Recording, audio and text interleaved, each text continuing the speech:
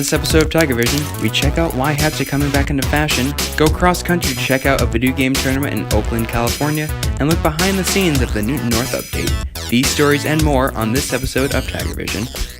Hi, I'm Caitlin Agnew. And I'm Michael Bickford. With each episode, we aim to bring you the best stories from around our area, which might spark interest in the Newton North community. First, Nick Fusile and Marina Poole bring us to a local art boutique, Paper Mouse.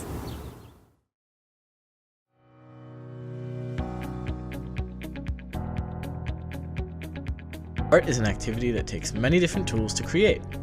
Some people choose to go to big chain stores, but others just go to the Paper Mouse, a local art store in West Newton Center. To find out more information, we talked to Lauren Sklar, one of the owners of the Paper Mouse.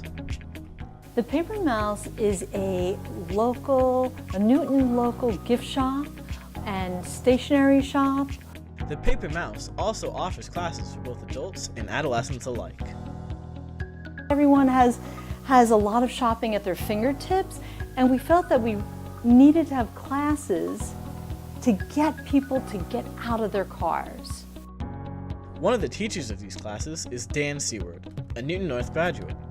So I teach a variety of classes. I teach, today I have an adult collage class. I've been doing a lot of kids courses, so we do a draw and paint animal class, kids drawing, kids watercolor.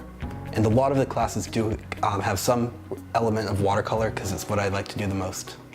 We're teaching drawing, and then everything like from paper marbleizing. We have letter writing night, painting animals, and just a lot of things of learning to do things with your hands. Because the Paper Mouse is such a small art store, we wanted to know what made it stand out. I don't think there's anywhere else that has such attention to detail, and we've really tried to craft a space that encourages creativity. And I think when you step into this room, you're automatically inspired, and so that really does create a space that you can't find anywhere else around here. Reporting for Newton North TV, I'm Nick Fusile with Marina Poole, signing off. Thanks, guys. Make sure to check out Paper Mouse in West Newton. Next, Kieran Wajsfelner heads to Oakland, California to check out the Genesis 5 tournament. Here in the Oakland Convention Center are almost 3,000 people, all here to play video games. People from all around the world come to battle to be the best.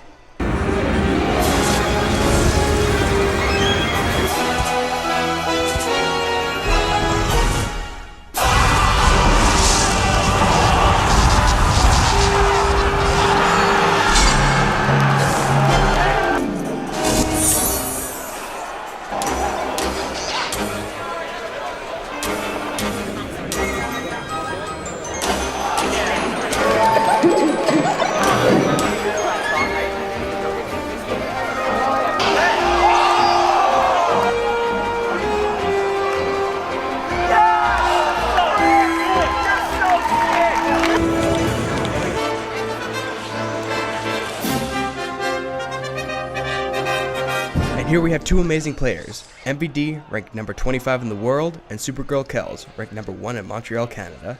This is their story of excitement, heartbreak, and triumph. I met up with MVD and Supergirl Kells to talk with them about their goals for the future Smash season.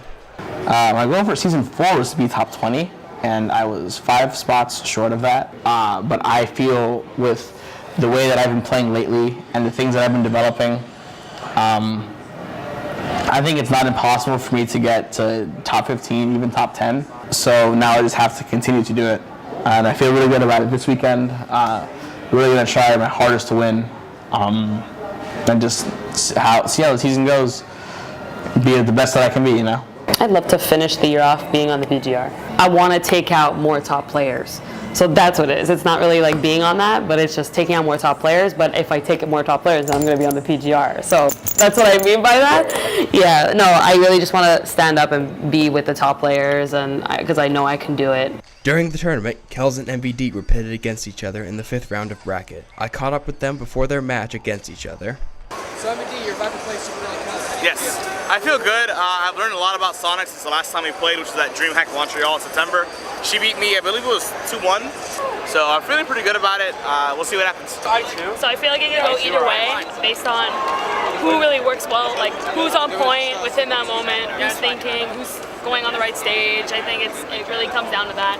I'm just looking forward to playing it, honestly. MVD just going to the other side of the stage. He's not in any kind of danger. Yeah, this is over.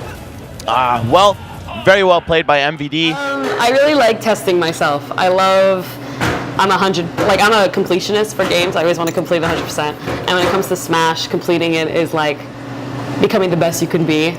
So I don't know, I'm someone who's just super encouraged to find out how far I can actually go. I've learned a lot from this game, and it's changed me so much as a person. So I think that it's just shown me so much, and I don't really see my life without it right now.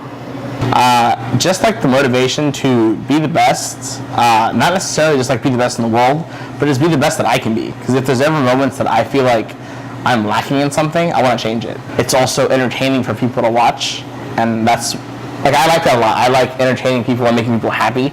I'm a very people person, so it's like when people are happy to see me play and it, like, you know, makes them smile or laugh or have a good time, you know, that's an accomplishment for me. But you know, it's just, I've always been a competitive person ever since I was a kid, with anything really. My cousins and I would play all types of video games, and I would always want to beat them because they were my older cousins, so I had to be better than them, you know. And it's just a thing that drives me today, and it's just a lot of fun. I like it a lot.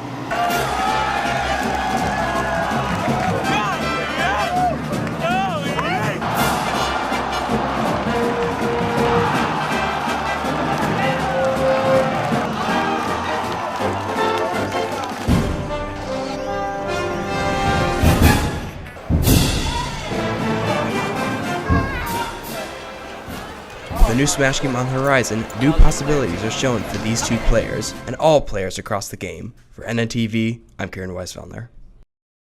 Wow, sure looks like they're having fun. Let's hope that the next year is just as good. Have you ever wondered how we film the weekly updates every single week? Tianna McToggart brings us behind the scenes of the NN Update.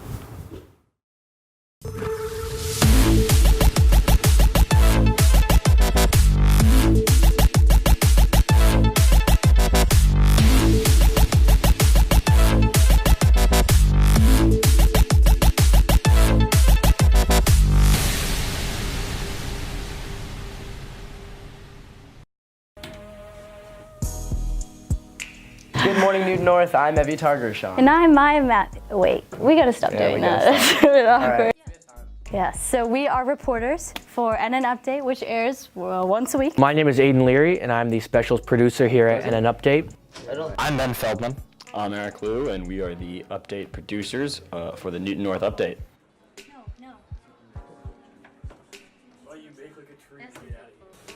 On Mondays, we come in and we read through the script, which are just the announcements that we get from the main office, and we give you the news that you get every week in order to know what is going on in our school. We write the script, we supervise filming, we upload the video to YouTube, and we subtitle the video on YouTube. All of the little short news videos and news stories that go into the update run through me. It's my job to oversee the production of them, it's my job to make sure that they get done on time, and it's my job to make sure that the quality of the videos is at their best.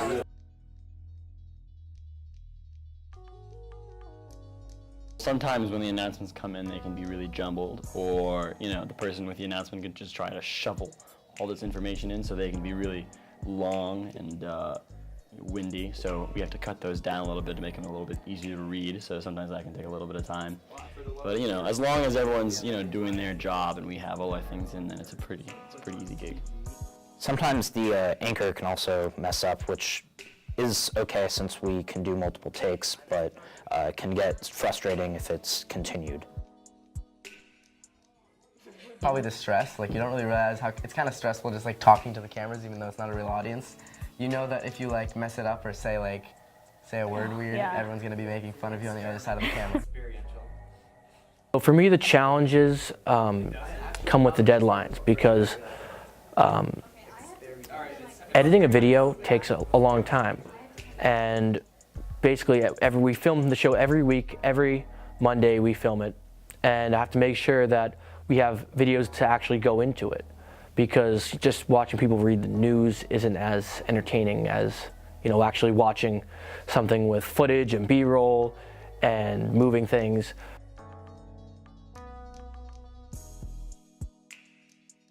I know when I was a freshman, we just had people reading it over the loudspeaker, which is fine, but you know, they were mostly getting ignored. At least this way, if people aren't laughing at it, they at least are getting the news that they need. Yeah, and now with the visual, like you're saying, it's just more interactive and it keeps, you know, the viewer engaged, I think, personally. And for us, it's obviously a learning experience because we all want to do broadcasting in the best way possible, and so doing the Newton North Update really helps us practice that. Thanks, Tianna. This past April, Newton residents came together to clean up one of its many beloved open spaces, Bellows Pond.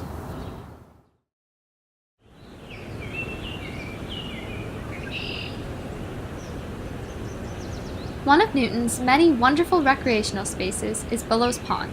Located conveniently between Newtonville and Newton Center, it's a place where residents can come together to experience nature. However, sometimes unwanted vegetation, known as invasive plants, can take over the outdoor spaces we love. This is the case for Bellows Pond. So, what are invasive plants? So, invasive plants, well, you know, it's somewhat subjective, but in essence, they make the list of the state or the federal government when they're shown to be so aggressive that they are dominating native ecosystems to the detriment of native plants and the food web.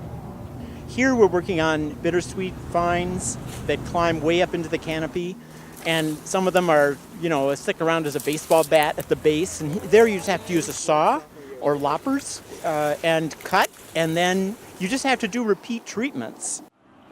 On Sunday, April 8th, volunteers gathered at Bellows Pond to get rid of the bittersweet harming this precious open space. I'm here at the Bellows Pond invasive plant pull, where for the past few hours, volunteers have been pulling and cutting the invasive plant bittersweet. Like all the park spaces in Newton, volunteers have to help out. And we recruit volunteers like you and your friends to come and help us at cleanup days, Newton serves, and for invasive plant pulls. And this invasive plant pull today was authorized by the city and supervised by their designee, Professor Erick. After volunteering myself, I wondered why it's important to take care of Bellows. So it's a place, a natural open space, and it's important for human beings to have open space. It's also a recreation space. So people come here to paint, to photograph.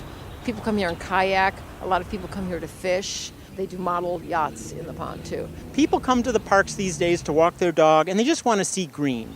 And then finally, it's just beautiful. I mean, we need to have beautiful things in Newton. We need to preserve our beautiful historic buildings, our beautiful historic human-scaled village centers, and we need to preserve our trees and our open spaces. It's what makes Newton, Newton. Along with Ms. Greiser and Dr. Olson, I hope that you will not only continue to enjoy Newton's recreational spaces, but also take care of them. Signing off for Newton North TV, this is Lily Hacsi. Thanks, Lily. I can't wait to check out the pond as well. Up next, Nicolas Quintana brings us to downtown Boston to check out one of the last remaining Hatters, Gorin Bros. And here you go. This is the kind of place where people come in and they're not unhappy. You know, they come in, they smile, they love the aesthetic of the shop. They come in either expecting to have a good time or are surprised that they have such a good time. Newbury Street is home to a wide variety of high-end luxury and fashion stores, but one of these stores stands out among them. Gorin Brothers, a hatter that's been making high-quality hats for over 100 years. I thought that hats had gone out of fashion years ago, so I went inside and talked to the shopkeepers at Gorin Brothers' Newbury Street location. After 1960, JFK pretty much killed the hat because he was one of the first modern sitting presidents that decided that he wasn't going to wear a hat all the time. So definitely there was a steep decline after the 1960s in your hat wearing, but I don't think they ever really went away. And you know, if there wasn't a market for it, we wouldn't be here, right? 12 years ago, we had one store, and in that short period of time now, there's 31 stores. Surprised by their success, I wondered why hats are coming back into fashion. They're very much celebrity driven. You'd be hard pressed to find a movie or television show that does not have a featured character with at least a hat on. To the point there's a new show that started this week on TNT called The Alienist. Gorham Brothers is doing a collaboration with them. So a few of our hats are featuring that. And Gorham Brothers sells a wide variety of hats. So here we sell everything from your basic 6-panel baseball cap all the way up to your more formal hats like fedora bowlers.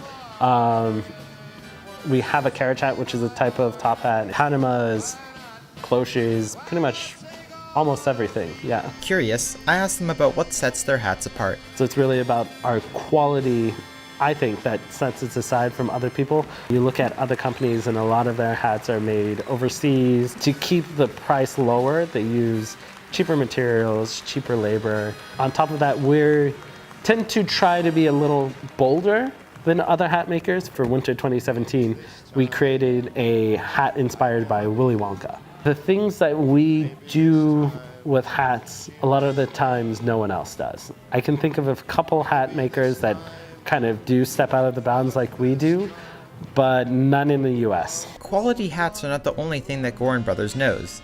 They also know how to give quality customer service. So, what differentiates us is that we don't just sell you a hat, it's a whole experience. During the summer months, we do things called hat happy hours. And every week we'll have live music and a beverage sponsor come through, and we take the time to get to know you. We call ourselves the bold hat makers because we try to hire bold people that are willing to treat people who walk in like guests in their own home, rather than going in and just being like, oh, let me know if you need anything, that sort of thing.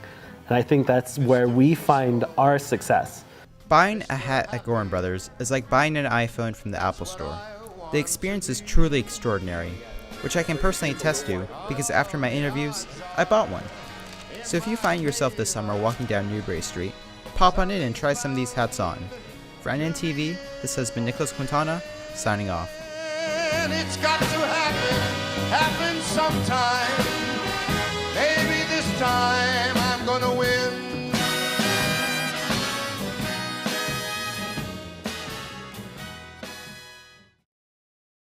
Thanks, Nick. You look real snazzy in that hat. Make sure to check out Gorham Bros on Newbury Street. Stories are everywhere, and they need to be told. So if you have a story idea, contact us at newtonnorthtv@gmail.com. We'd love to hear from you. Or hit us up on Facebook or Twitter. That's all for this episode of Tiger Vision. Thanks for tuning in, and we'll see you in a few weeks.